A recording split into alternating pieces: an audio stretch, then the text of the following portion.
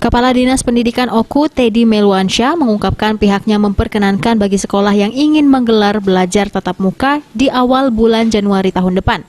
Namun sebelum belajar tatap muka dimulai, sekolah harus memenuhi protokol kesehatan dan mendapatkan izin orang tua melalui komite sekolah. Dikatakan Teddy, kegiatan belajar dan mengajar tatap muka tersebut bukan keharusan. Jika orang tua keberatan, sesuai dengan instruksi Menteri Pendidikan, sekolah tidak bisa memaksakan. Saat ini Kabupaten Oku sendiri berstatus zona oranye sehingga diperkenankan untuk menggelar belajar tatap muka.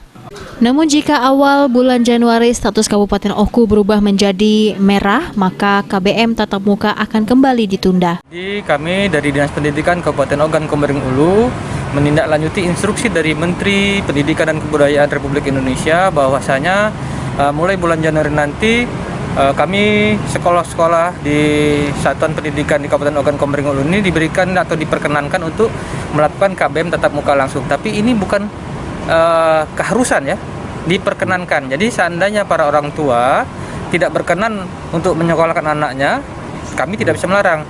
Namun kami dari Dinas Pendidikan kemarin sudah melakukan peninjauan langsung ke sekolah-sekolah, di mana ada beberapa sekolah yang sudah sangat siap untuk melaksanakan KBM tatap muka langsung ini.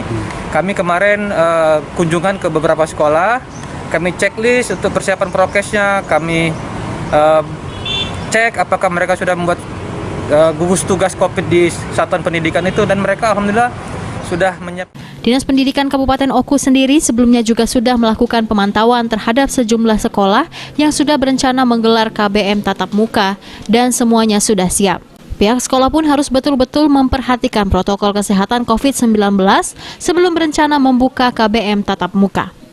Ari Pranika, PAL TV.